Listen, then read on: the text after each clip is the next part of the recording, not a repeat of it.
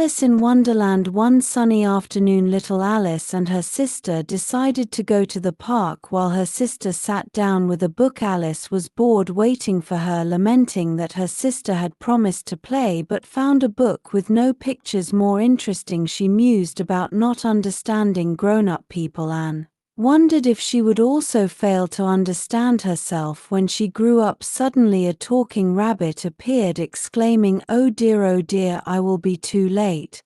Alice found this curious, especially since the rabbit had a pocket watch. Without a single thought of how she would get out, Alice decided she must follow him and went down the rabbit hole. It soon transformed from a mere rabbit hole into a deep, strange well, and Alice found herself falling. She felt it was taking so long and wondered if the well was too deep or if she was falling too slowly, estimating she must be getting somewhere near the center of the earth by now. Her descent concluded with her landing on a heap of grass which she found thoughtful. She then realized she was standing in a long hall filled with tiny locked doors everywhere. Alice found this place strange and worried about where the White Rabbit had gone and how she would get out. Fearing she might never escape, scared, she walked ahead and discovered a three-legged glass table. On top of it there was a tiny golden key. Without wasting a minute, Alice used the tiny key to open one of the tiny doors. She knelt down to peer through and was delighted to see the most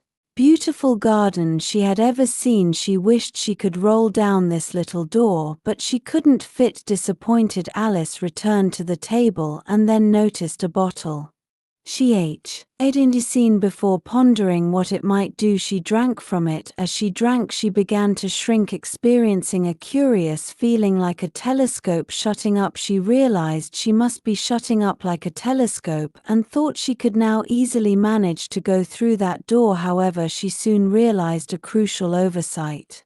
She had forgotten the key. Just then Alice noticed a little glass box lying under the table. She wondered what it was, and upon eating what was inside, which was cake, she started to grow very big and big and big. She became so tall that she couldn't even see her own feet. Soon her head struck the roof. Alice now could reach the key, but she was too big to go through the little door. She sat down and began to cry and cry and cry. Her tears started to flood the floor. Suddenly she heard, oh, the Duchess.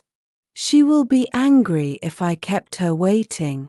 Alice saw Mr. Rabbit and tried to speak to him, saying, oh, Mr. Rabbit, could you please, but found him incredibly rude. She was dismayed that the talking rabbit couldn't even notice a very big girl sitting right there feeling hot. She wondered what her feet would do now that she couldn't see them, hoping they would learn to keep themselves clean without her help. To her surprise, Alice was wearing the little white glove. She exclaimed about how she had become so tiny, realizing it was the fan she had somehow acquired that had shrunk her. She narrowly escaped being completely overwhelmed, then found herself in salty water. She initially wondered if she had somehow fallen into the sea, but it didn't take long for Alice to realize they were her tears. Indeed, a big wave suddenly took Alice out of the door. She hoped to dry soon, not wanting to catch a cold. The rabbit then appeared, demanding, what are you doing here?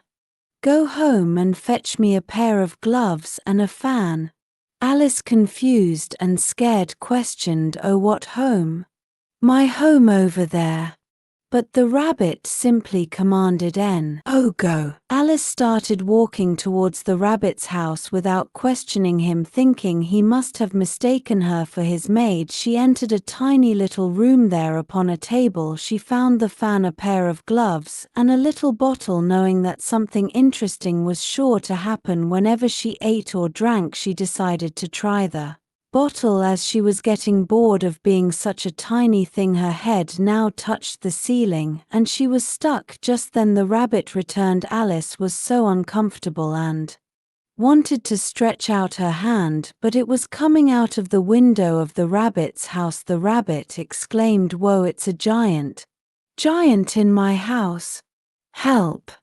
The animals gathered quickly. Bill the lizard, the smallest one, was asked to enter the house through the chimney. Alice managed to insert her foot into the chimney. The rabbit then had an idea which wasn't the smartest, to use cake to help her shrink again. As soon as she was small enough, Alice ran out of the house, far away from all the animals, into the forest. Her first goal was to grow back to her normal size. She heard a voice offer help, adding that her current size was nothing to be embarrassed about, and to look at me. Alice clarified that wasn't what she meant, and the voice affirmed, "You're beautiful." Of course, the voice, belonging to a caterpillar, explained that one side of the mushroom would make her grow taller, and the other side would make her grow shorter. The real challenge was to figure out the sides of a thing as round as a mushroom. Alice at last broke off bits from both sides. She nibbled a little from the right-hand side, and her neck grew taller and taller, almost like a beanstalk. She immediately swallowed a morsel from the left-hand bit, and now she was smaller than before. Tired, she kept nibbling at the mushroom bits, taking a bite of each, growing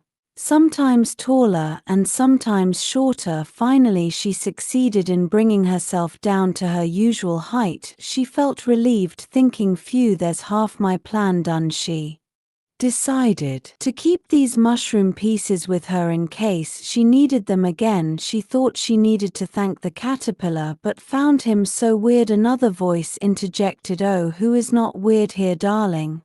It was the Cheshire Cat, who grinned all the time. Alice asked if he grinned like that always, to which the cat replied, "Well, yes, of course. I don't understand what is so obvious in that." The cat then asked if she had met the Mad Hatter and the March Hare. Alice had not, and the cat insisted she must, stating, "They were both mad just like you and me." Alice protested that she was not mad. The cat then vanished, leaving only her grin behind. Alice found this rather strange, but kept walking ahead, curious about the wonderland she had got herself into. As she walked, she came across the March Hare and the Mad Hatter, who were having tea at a table under a tree. A dormouse was asleep between them, and the other two were resting their elbows on it, which Alice found looked very uncomfortable. The Tea Party members rudely told her there was no room, despite it being a large table with plenty of room. They made rude remarks, and the Mad Hatter asked, "Why is a raven like a writing desk?" Alice admitted she didn't know, to which the Hatter replied that's why he told her not to sit there. Alice decided to leave, but demanded the answer first. The Hatter then confessed he didn't know, nor did the March Hare, leading Alice to declare it the stupidest tea party she had ever been to. Walking ahead, Alice found another door in a tree. Cautious as always, she entered, and once more found herself in the long hall with tiny locked doors and a little glass table. She felt she would manage better this time. She began by taking the little golden key and unlocked a door, revealing the beautiful garden again. She then took the mushrooms out of her pockets and nibbled at them until she was about 1 foot high. She walked down through the little door. Inside there were all types of beautiful flowers and bushes. At one place she saw gardeners who looked like playing cards. What was more surprising was that they were painting white roses into red. Alice asked why they were painting the roses, and they explained that the Queen had ordered them to plant red roses, but by mistake they had planted white ones. They feared they would all be beheaded if the Queen found out. The Queen arrived. Alice stated her name was Alice, but the Queen asked, "How would I know?" The Queen then turned red with fury, but someone intervened, saying, "Oh, but she is just a child, I forgive you." The Queen then declared the trial has begun. The trial was for someone who stole a tart from the Queen's kitchen, and the suspect was the Jack of Hearts. The jury box included some birds and animals, all writing hastily on slates. The accusation was read aloud. The Queen of Hearts: she made some tarts all on a summer day. The Jack of Hearts: he stole those tarts and took them quite away. The Queen then called the first witness. The first witness was the Hatter, who came in with a teacup in one hand and a piece of bread and butter in the other. He was so nervous that all he could do was stand and stutter. The Queen called him a very poor speaker and dismissed him. The next witness was Alice herself. Something was different about her as she stood up, unaware that she had grown much bigger, toppling all the animals who had come to see the trial. The Queen was furious. By now Alice, having had enough, exclaimed, "Oh, who cares about you? You say that all the time. You are only a pack of cards." At this statement the cards rose up into the air and came flying down upon Alice. She screamed, half from fright and half from anger, trying to beat them off and get away. Then she wondered where the cards and the Queen were. Alice woke up with a start, realizing, oh, it was a dream. Oh, what a splendid dream. She immediately thought she had to go tell her sister. She pondered, oh, what a dream it really was, or was it?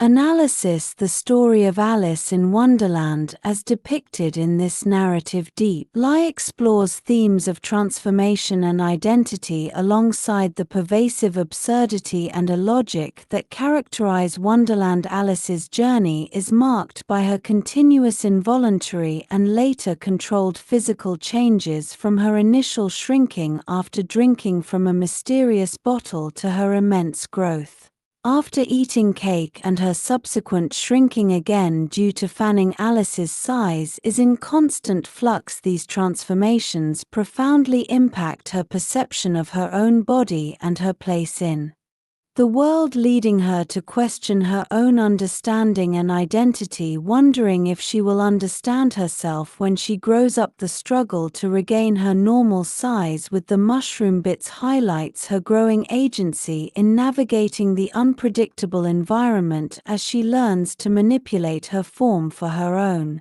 benefit. Her changing size also dictates how others perceive and react to her, from the rabbit mistaking her for his maid when she is small to the animals reacting with terror at the giant when she is large. The narrative consistently presents a world that defies rational explanation. The very premise of a talking rabbit with a pocket watch is the first hint of this illogic. Alice's fall down a well that is not merely a hole, the discovery of a three-legged table with a key to a tiny door, and the magical properties of food and drink are all elements that establish Wonderland's nonsensical nature. The Tea Party, populated by the Mad Hatter and March Hare, exemplifies this absurdity with its rude inhabitants, unsolvable riddles, and a dormouse inexplicably sleeping between them, the card gardeners painting roses red to avoid the Queen's wrath, and the bizarre trial for stolen tarts with a jury of animals writing hastily on slates further cement the idea that Wonderland operates on its own peculiar, often unreasonable rules. The Cheshire Cat's ability to vanish, leaving only its grin, serves as a whimsical yet unsettling representation of this world's defiance of physical laws. Alice's emotional journey moves from initial boredom and curiosity to escalating frustration and eventual defiance. Initially, she is a passive observer, simply falling and reacting to the magical items she encounters. Her fears of being trapped and her confusion about the strange inhabitants are evident, however, as she endures the rudeness of the Tea Party members and the arbitrary authority of the Queen of Hearts. Alice's patience wanes. Her climax of frustration is her bold declaration during the trial that the Queen and her court are only a pack of cards. This assertion of self, despite her massive size, represents her rejection of the illogic and tyranny she has experienced. This moment of rebellion immediately precedes her awakening, suggesting a psychological breakthrough or a release from the oppressive nature of her dream.